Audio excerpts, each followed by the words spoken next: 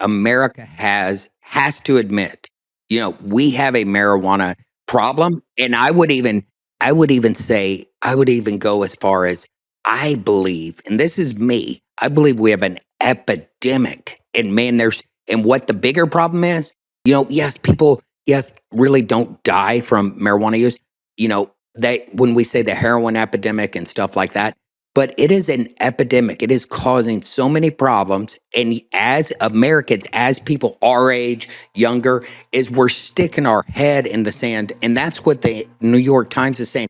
Wait a minute, we made a big problem.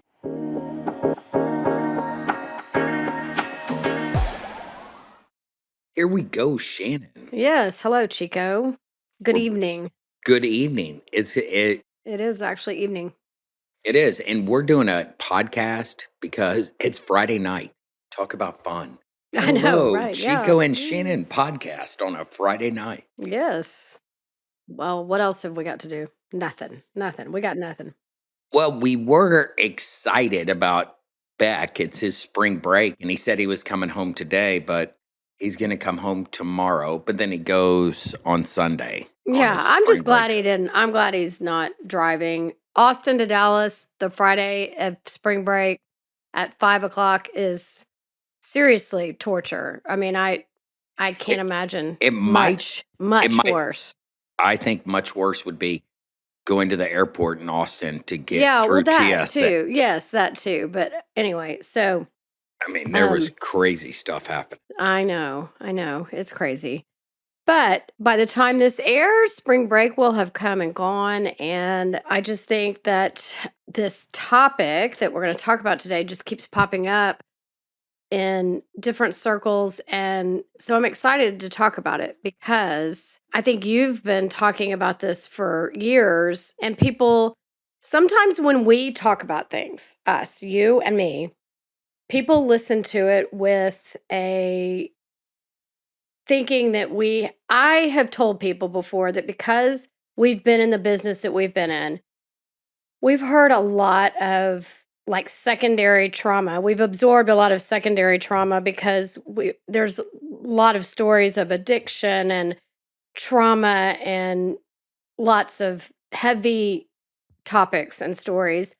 And so I can be a little jaded sometimes when people say, I can't believe that happened. And I'm like, believe it, because it's happening all the time, kind of thing, And you hear things every day.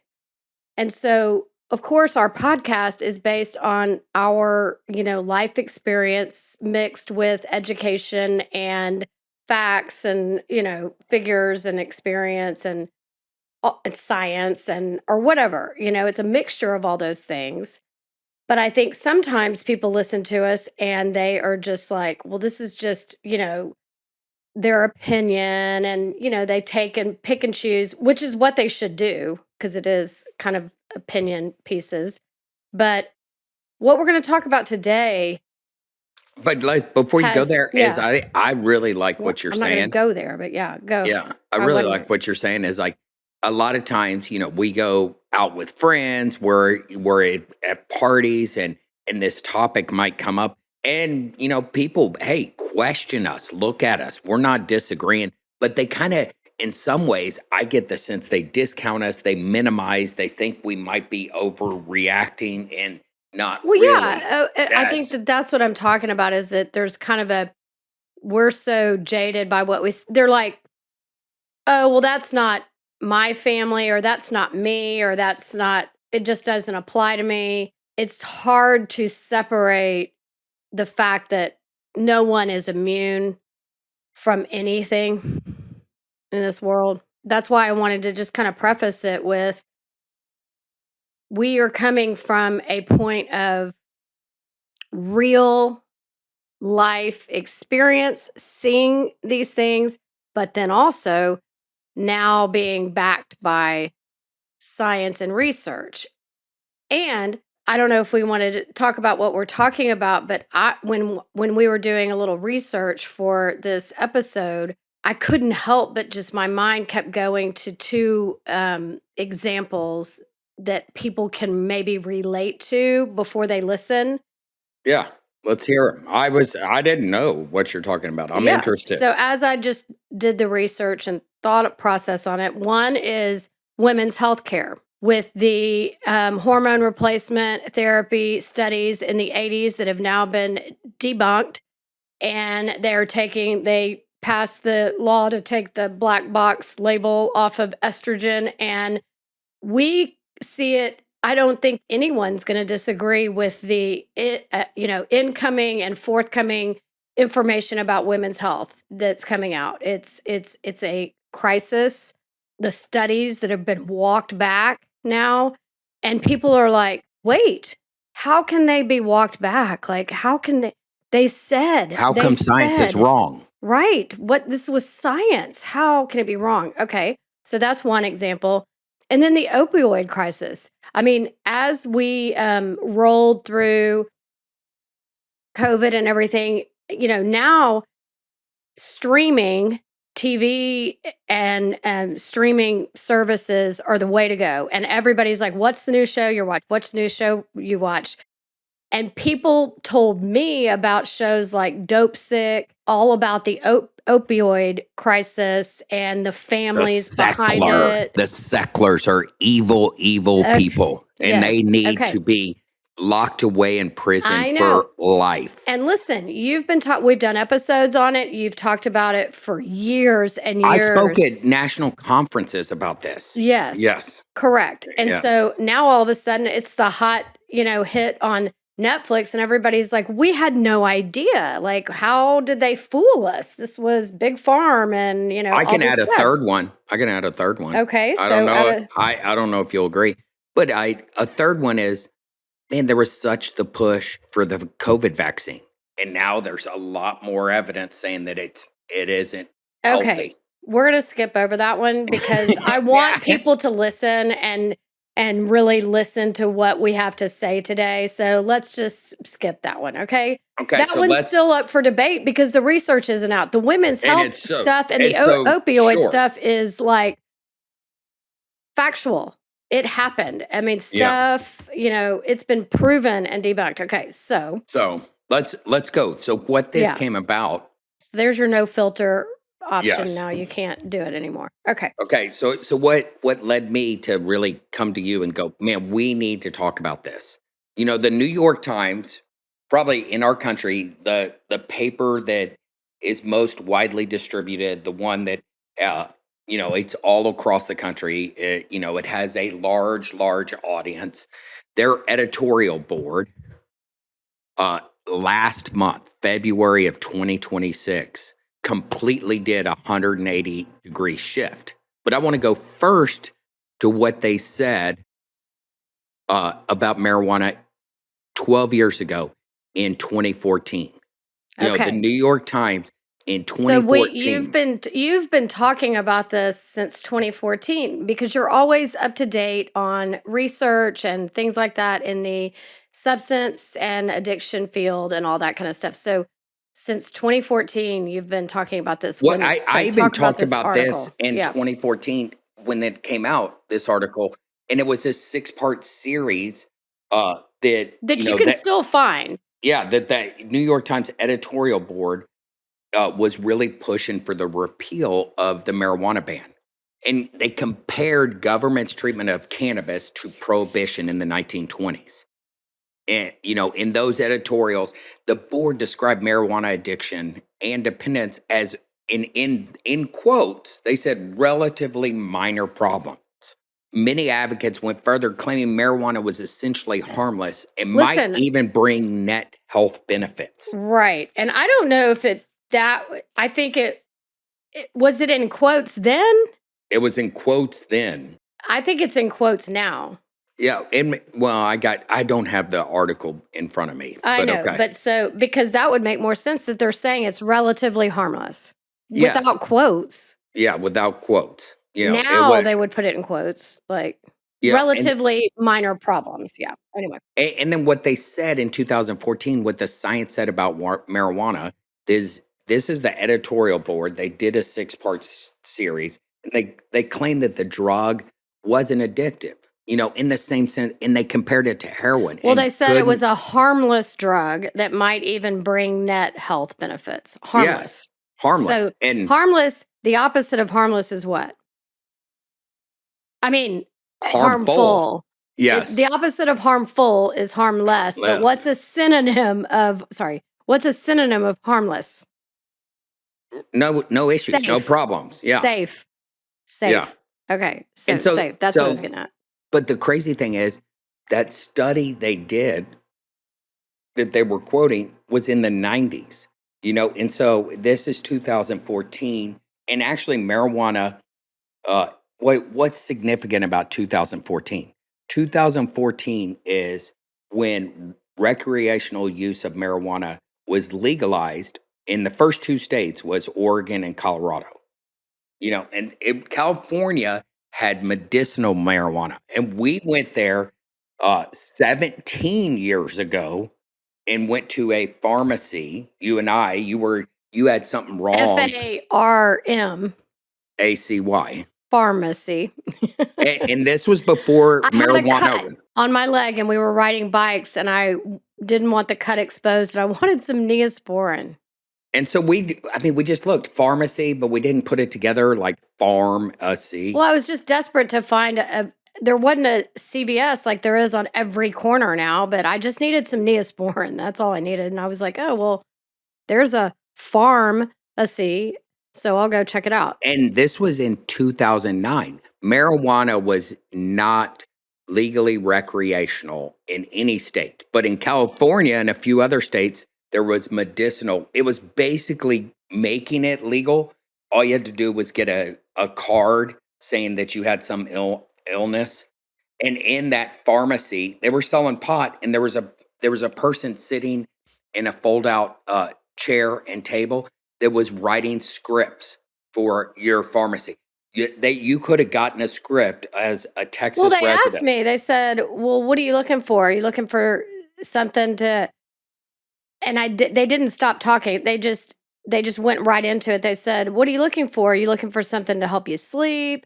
Something to make, you a little more euphoric, whatever. They were like, what are you looking for? And I was like, I'm looking for some Neosporin for my cut. And they were like, yeah, we don't have any of that here, but we can, Yeah. So in 2014, from those 6 op-eds, it really got states to push and go to their legislation, put up bills that got voted on through each, during the elections.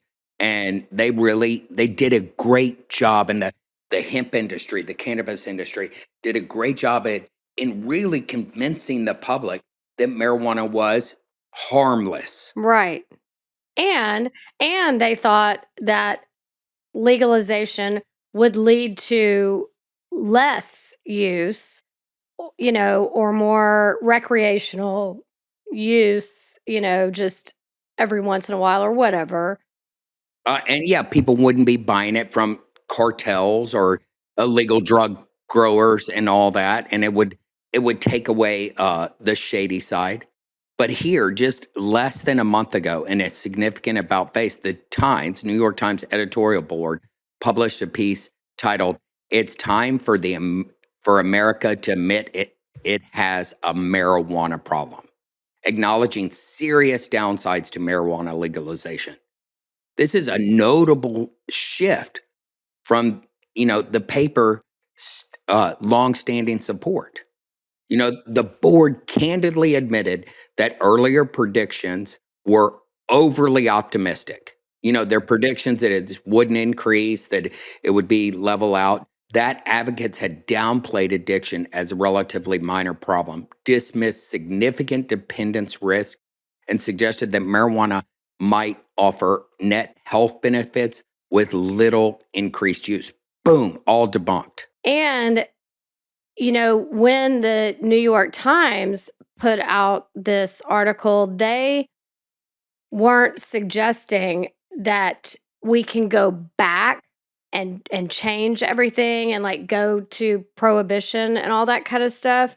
No, they didn't say that. It's like, but they said I like what they said. They really talked about, hey, we have to admit America has a big marijuana problem. They have to admit that. Well, now what's happening is, according to these articles, is that And the hospitals, science. well, Yeah. the science, because I'm getting to that, but I'm saying that they couldn't ignore it because hospitals are reporting the Increases. And chronic we're gonna get to that. we are going to talk about that. Okay, so Yes. but hospitals are reporting, and then also accidents are starting to happen with driving under the influence, which they said no one wants to smoke a joint and then go drive. That was always everybody wants to chill at home or whatever.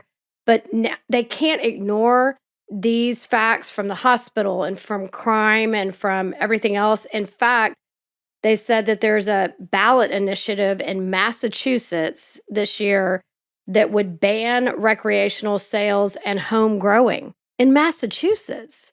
Like, Which is why? very liberal. I know, was kind of on the forefront probably of all of this. And so the fact that they are trying to ban it, and then what they're saying is that that's not necessarily the move either, is to try to go back and ban it all. Like, it's like, why can't you see I'm glad that they're admitting that they maybe were wrong about their claims that it's not addictive, it's harmless, it's, recreational, decriminalizing, all that stuff. I'm going to make a correlation right here. What the Times is saying, the unfortunate truth that if they're loosening all the marijuana policies, especially the decision to legalize pot without adequately regulating, it has led to a lot worse outcomes than Americans had expected. And I'm going to make a correlation that I think is so true. There's no regulations with NIL, name, image, and likeness. And they just had a summit with, Coach Saban, Trump, all these commissioners for the different SEC, Big Ten, all that, some other coaches, and players is like, there's no regulation. It's Wild West. That's what's led a lot to the skyrocketing use. And so what we're going to talk about today is the skyrocketing use, the health crisis, how come it's increased with addiction is the potency explosion. So, and we're going to get to all that, but so what you're saying and what I'm saying is that this is not a podcast to discuss the legalization or not legalization or the ban or the decriminalization. It's not to discuss policy, although policymakers are now saying it was described as grudging toleration. And I looked up grudging because I know what grudging means, but I was like, Let's define it. What is grudging tolerance? And it's reluctant or unwilling. And so, these drug policy scholars are kind of like, okay, if they are commenting on policy, now they use that term that was coined by a drug policy scholar, Mark Kleinman, who died in 2019. But he kind of coined that. Now they're using that. They're grudging. I have grudging toleration for this policy or whatever, which is interesting to me. But yeah, but what we are going to talk, we're not talking about policy, but we are talking about that America has to admit. We have a marijuana problem, and I would even go as far as I believe, and this is me, I believe we have an epidemic. And man, and what the bigger problem is, people really don't die from marijuana use. When we say the heroin epidemic and stuff like that, but it is an epidemic. It is causing so many problems. And as Americans, as people our age, younger, is we're sticking our head in the sand. And that's what the New York Times is saying. Wait a minute, we made a big problem. And this one article, kind of this sentence kind of states what we're going to kind of launch into, but it says the larger point is that a society should be willing to examine the real world impact of any major policy change and consider additional changes in response to new facts. Yes. And that's what we're trying to get this out there. And if you're hearing this, man, get it out there. And man, I'm willing to be debunked, but man, I'm just going to present the facts to you right here. It's about 18 million Americans now use marijuana daily. That's up 6 million people in just 14 years. In a little when you graduated from college in 1992, that's up 1,800%. There was 1 million users in 1992. Now in 2025, 18 million. I mean, that's huge. And so then when we start talking about, we'll get to the health crisis, but first I want to talk about what really happened. And just 5 months ago, in potency explanation, in October of 2025, Stanford Medicine noted that marijuana in the 70s contained between 1% to 4% THC. That's of the flower of the bud, what they call, It's not the CBD, which a lot of people don't even know the difference between CBD and THC. They just don't yes. understand that. But Whereas today's legal cannabis flower contains an average of 20 to 35% THC. And then some of the products, which you can eat gummies, vape pens, or the dabs or wax, is up to over 90% of THC. I mean, that is crazy, and so that's the issue that's really, happening. And when people, they're just, and then people will argue, well, it's safer than, alcohol or tobacco and things like that. And it might be safer, like that could be an argument. But it's not harmless. And so I think that's where the pendulum has swung, is that they're saying that, while products can be used for medicine and helping people with serious illnesses, and then also just recreation, celebratory, or like having a glass of wine with dinner or smoking a cigar, it can be enjoyable, and adults should have the freedom to do that.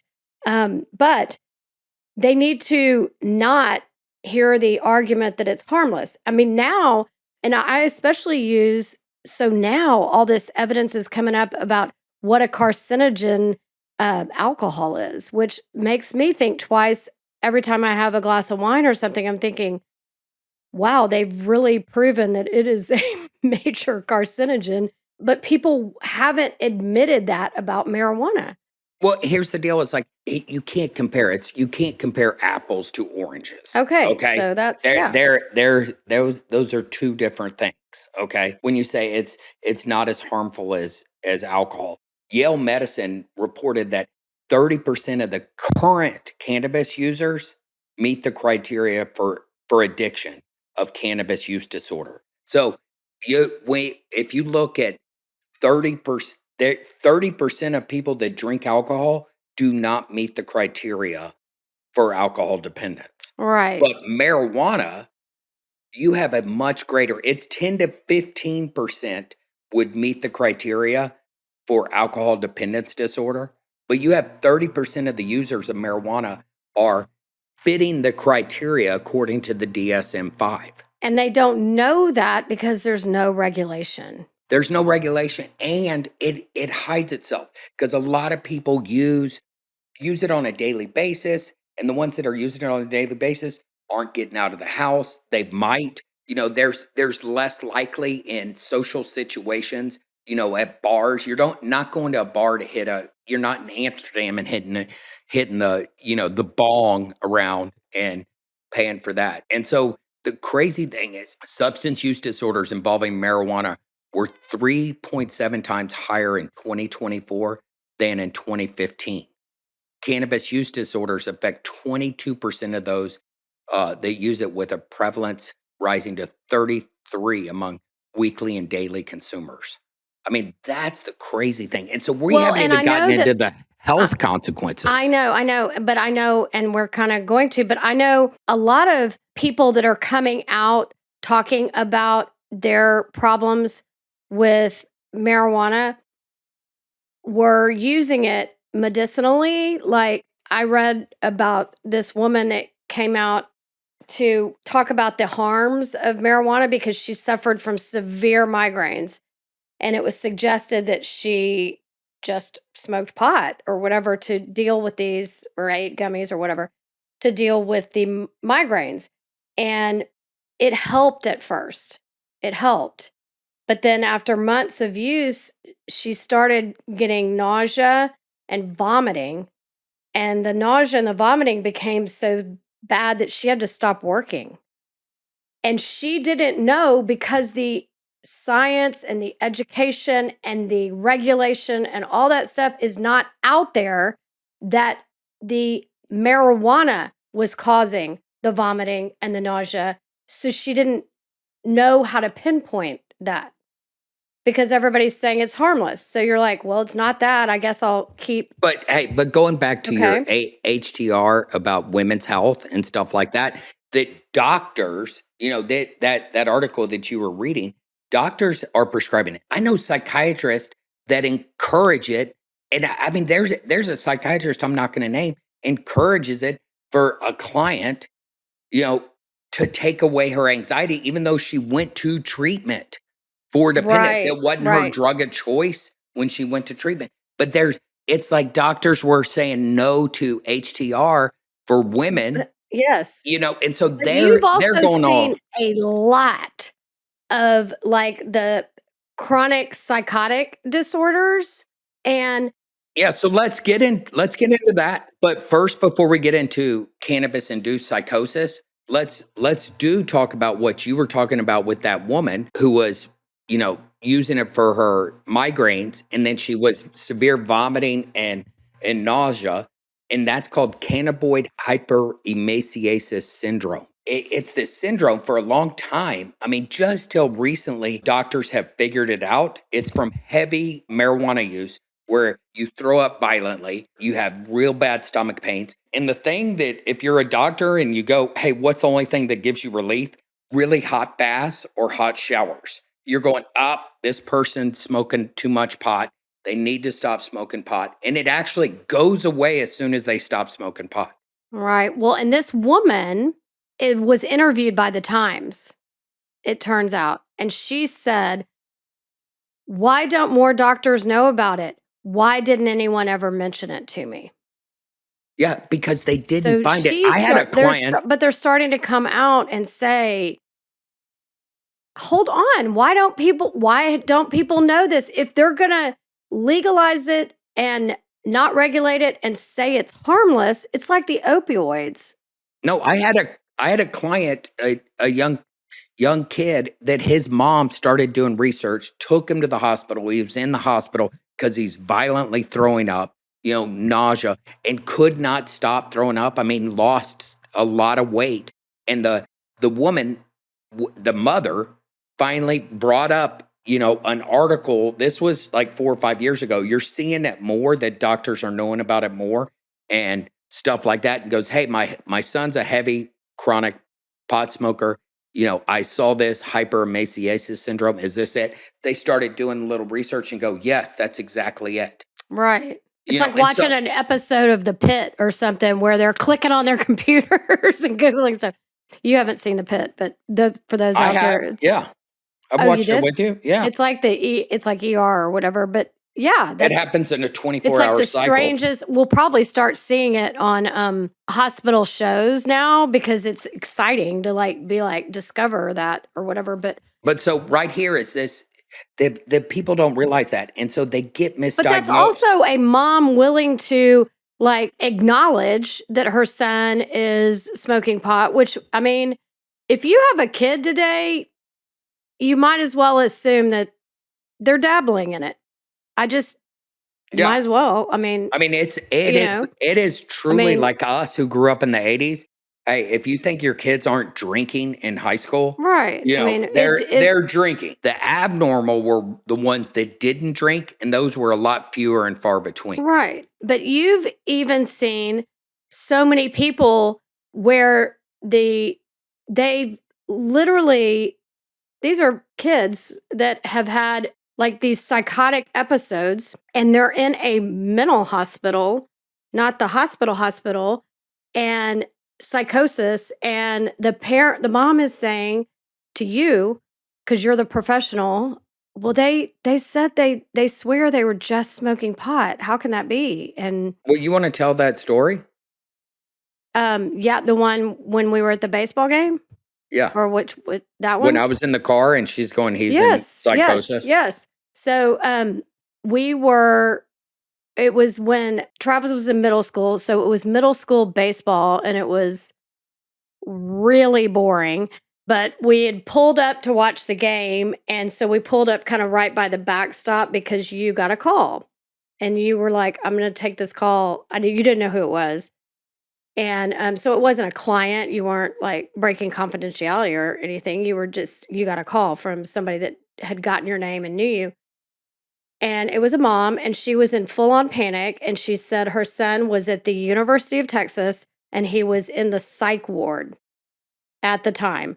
And she said he's had a complete psychosis, psychotic break, whatever.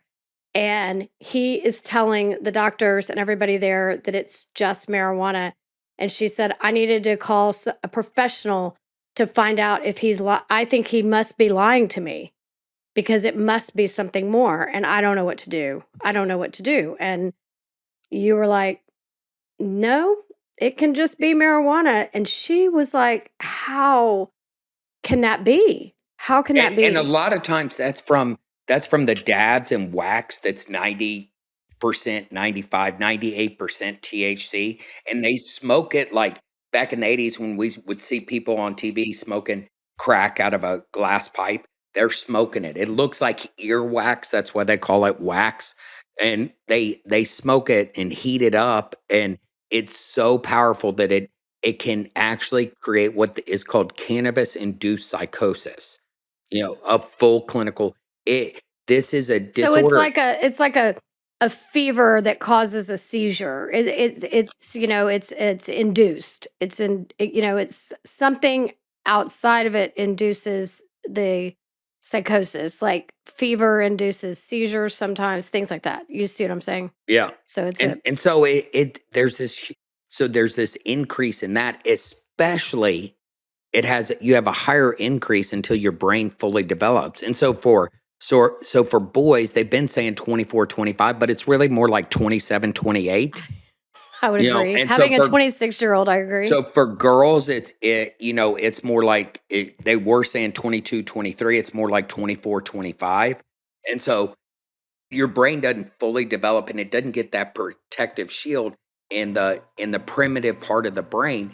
And so So the you're even seeing marijuana. it in young professionals that have finished college and you think, I mean, I'm sorry, this is just my like opinion and I'm sure people will be nodding their head and agreeing, but it's like once you get them through college, you're kind of like, whew, okay. Like they'll quit like experimenting or whatever. You're like, okay, got them through college. Now they're a young professional and they have jobs, but that doesn't mean they're going to stop doing what was kind of working before. And they might start doing it more because apparently I'm not a pot smoker, but apparently you don't have a hangover. Like if I choose to drink wine, if I drink even one glass now, I have to know that the next morning there's going to be some consequences. No, but here's the crazy thing is like truly this happened 2 doors down from us. Oh, Two, yeah. two, It's 3 o'clock crazy. in the morning. You're right. Okay. This med student, first year med student, 23 years old, driving a nice Audi, comes, knocks on our neighbor's door, who's a doctor, and asking, "Hey, is my grandmother here?" All high as a kite. Then walks. Not luckily, he went the other way and didn't come to our house, but Right. went to the house on the other side of our neighbors, so 2 doors down.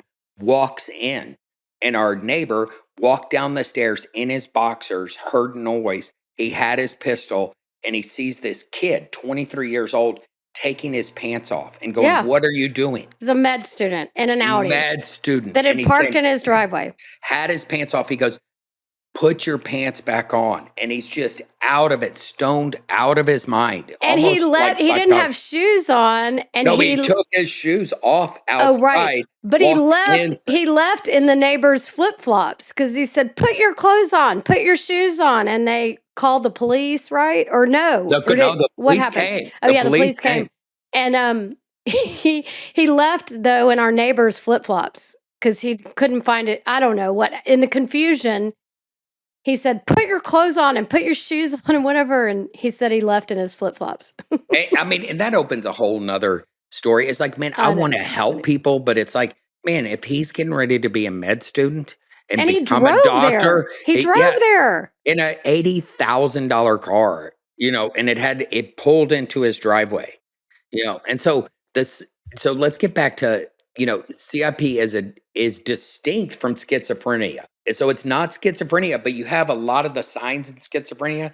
But the crazy thing, but alarmingly, it can transition into it. In 2024, a real world clinical study on schizophrenia was diagnosed in 7% of people that had the psychotic break, the cannabis induced psychosis, um, patients at 1.3 years of follow up. So all of a sudden, it transitioned that the people that had CIP, cannabis induced psychosis, they followed them 15 months later, and they found that 7% of those people that had cannabis induced psychosis stopped using, all of a sudden formed schizophrenia. So it can actually have permanent long-term effects.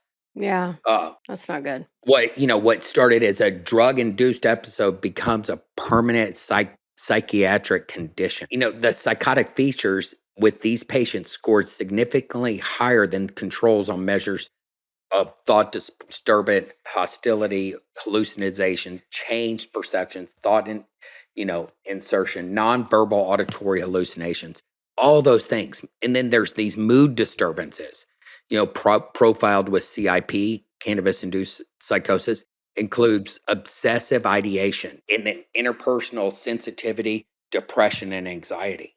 And so that's why, man, you know me, it's like, I'm not a fan of any because I've been sober so long, but I'd rather have my kids drink, even with the alcoholism all over my side of the family, than smoke pot.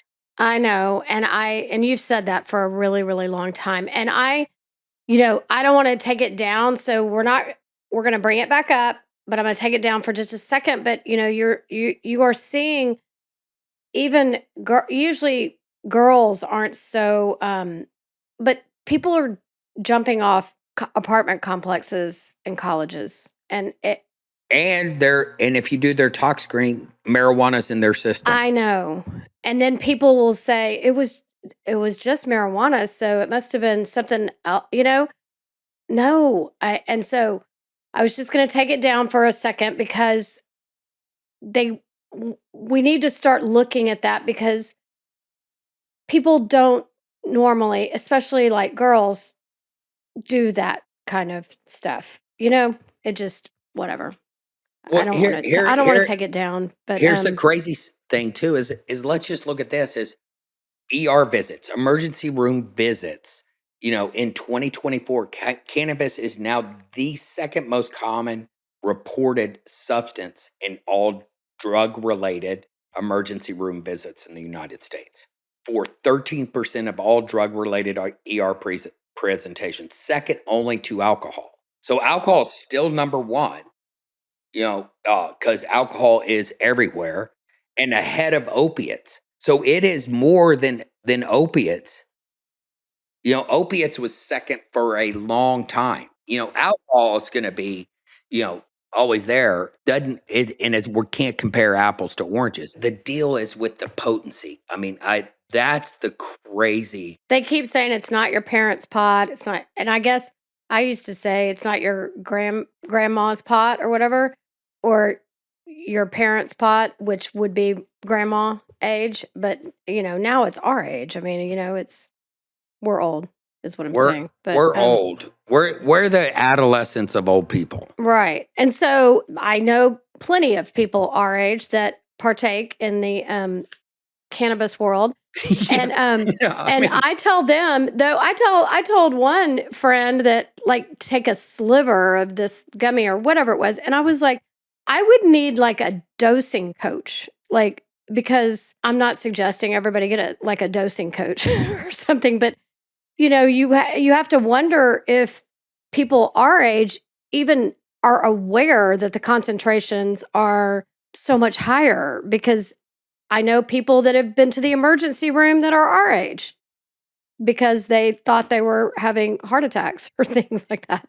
I No, I mean, met I him laugh. down there. Well, and stop. So I giggle because it's like, I giggle because I do think that everybody thinks it's kind of like, oh my gosh, is it rookie time? Like, why are you doing that at our age? But the people that really know what they're doing don't do it like that. Anyway, it's just, they're now just backing up on all of this harmless talk. Well, and see, here's the difference. You have THC, Shannon, and then you have CBD.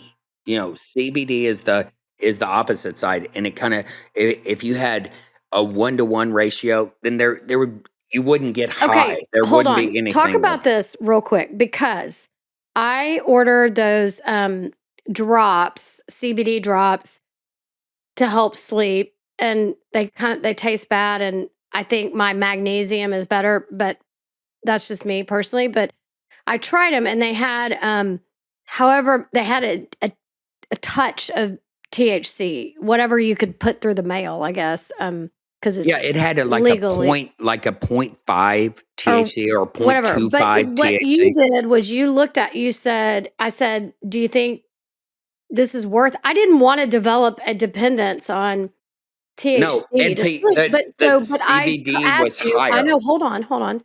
So I asked you to look at the formulation, and you somehow knew that if it was a higher percentage of CBD to THC, the ratio and all that stuff, that it wouldn't There's have nothing. the Yes. psychotropic effects or whatever, and it would just have the sleep CBD. So, but I thought that was like a scientist or a biologist or a chemist that would need to know. I don't know ratios and all that stuff. Like, I don't know that stuff because it's not out there. No, it didn't.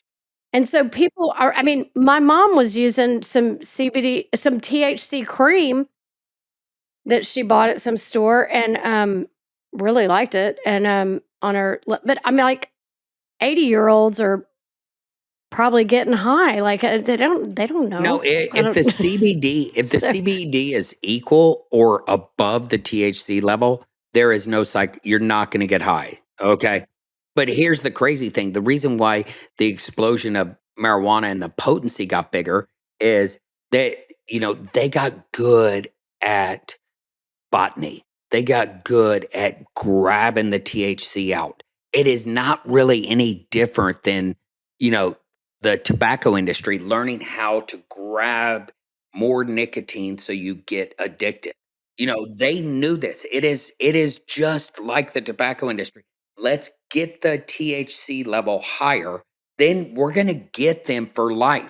And They're now gonna be they're really, lifers. since the tobacco got shut down or the cigarettes got shut down, now the Zen world and ons and Zen packs or whatever, now nicotine is having an uprise for being, a natural stimulant. It helps with weight loss. It helps with focus and ADD and whatever. And my whole family is addicted to Zens, but except for me. Oh, you just took one out. If you're watching us, I didn't know. what'd you take out of your mouth?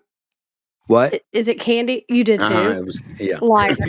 See, he's lying on our podcast. But let me go back to. Let's go I back know to women. I know women that are now using the Zens because they're like, it's not dip. They've perfected. It's not like cowgirl hick to put a chew in. It's like, oh yeah, well I'll get my little nicotine like kick going. Whatever. I mean, yeah. But so yes, you're correct. So, but the marijuana industry, the growers, all these people. This girl I grew up with in San Antonio, her husband, who I know, they're the largest legal growers in the U.S. right? And I was with them at this ranch, and I was just kind of challenging him. I mean, he knows about his pot, but he doesn't know the harmful effects, and he is printing freaking money.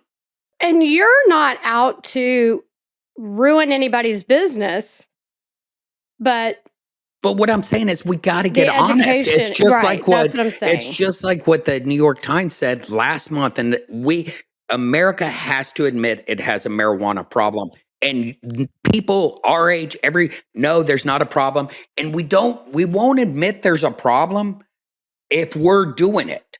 It's just like when I get people coming into my office, is like, and they ask me to do an intervention, and I start getting the history. The problem's been there for 10, 15 years, but now there's bigger consequences, and they're going, we need help. Well, and And so it's like alcohol. I don't want to change the way I think about alcohol now that all this really harmful stuff is coming out about it. there's nothing positive about it. Yeah. I mean, I used to know from a health standpoint. Exactly. Yeah, there's no upside to it, really. And so now there's an upside for you to drink. You can take the edge off. You can relax a little bit. There's the social aspect of it. But for me, there's nothing. Well, sure. No, but what I'm saying is that I don't want to be honest about that, because I still want to have my glass of wine at a wedding or whatever. I still want to drink. And I'm not an alcoholic. So I don't want to be thinking, oh, well, okay, I'm going to choose to do this, but it's like smoking a pack of cigarettes or whatever. I mean, I don't want to admit it. I'm just being honest that I don't want to be honest about the alcohol situation. So people that are loving the marijuana situation probably don't want to be honest about that either. But yeah. And so here's the crazy thing. So, back in the 70s, marijuana, I read those percentages, 1 to 4%. The 85 to 95, it was 8 to 12%. The botanist got involved, and so what's happened though, since they've really legalized it after 1996, it got legal in the state of California for medicinal uses and stuff like that. What happened is the CBD content fell. And so back in 1995, the THC to CBD ratio, so if you have a higher CBD ratio, the addictive component of THC, you have to have a lot more. And so in 1995, THC level was 14 times that of CBD level. Okay, so you didn't see as high a rate of addiction. In 2014, 80 times. I mean, and so all of a sudden, so that's when you start to see the addiction component, because addiction is, and it makes it more potent. And yeah, so no, I know they're sucking people in, and so that's the crazy thing. But the thing is, 30% of people that smoke pot or eat gummies or do that fit the criteria for cannabis. I know you've said that. We're looping now, but yeah. But I'm trying to really make a point. 30% of people that drink alcohol do not fit the criteria. Right. 15%, maybe a little more than that. It's more than double. And so to compare it to alcohol, it's just not the same. Okay. Yes. So it is an epidemic. Yes. And so now finally, I mean, I've been talking about this. I talked about this at a conference in 2011, before it was legal in Oregon and Colorado, the first states. I know. And then the op-ed came out in 14, and then now it'll be interesting. We can follow it, but it can bring people to people's attention, this whole topic, and they can do their own research. It's the 2014 op-ed for the New York Times titled, "What Science Says About Marijuana." That's what it was. What science? The article is titled, you can look it up, "What Science Says About Marijuana." So how do you argue with science? Yeah. And it's the editorial writer, Philip Boffey, claimed that marijuana isn't addictive, same sense addictive as the heroin. And it was citing a 15-year study as evidence. So that was even 1999, I guess, if I can do math right. Yeah. And so it's just, you have, cannabis, the receptors get this saturation as the potency increases. The potency isn't decreasing, but That's what the New York Times and other people are saying. There is no limit, and they keep making it stronger. How come? It's all about the freaking money. I know. And It's so, all about the same with money. the opioids and all that stuff. And so, I think it's just our whole point is be aware, have an awareness, and realize that it's not something we have to just accept. No, but Because I mean, people so badly want everything to stay status quo because of money and because of addiction. Like people that have such a grip on it, it would be like if I thought alcohol was being gonna be banned and I couldn't get past that, that might mean I have a problem.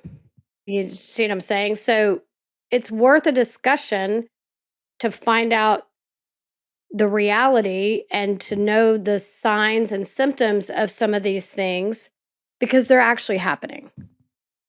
all over the place. And so we don't just have to accept like, well, that's today's world, That's the new generation and that's what they're going to do and Well, whatever. but what I think too is going on is you're seeing an increase, especially I am, but you see it also all over the place, an increase in anxiety, an increase in depression in these teens, in these 20s, these early, And I think they mid think it's going 20s. to help Yeah, and because that's how it's been like promoted.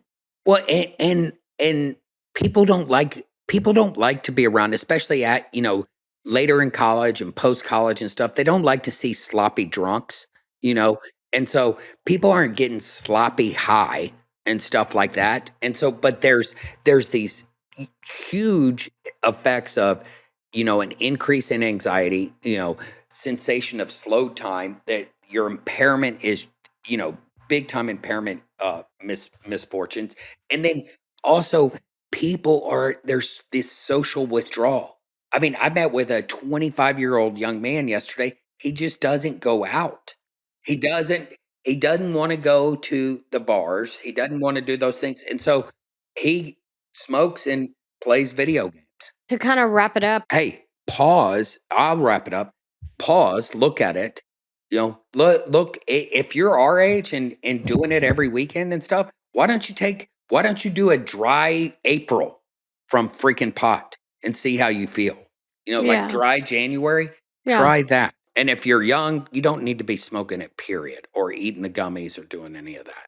Anyway, for people that are going to regardless, then at least know that it's not harmless. I'm telling people that are under, 25 not to do it because of the effects of the brain. Right. You're right. No, You know? totally, totally, Okay. totally, Hey, totally. if your brain's fully developed, okay, go smoke, go eat gummies. I don't give a shit. Okay. Okay. All right. Okay. Thanks. See ya.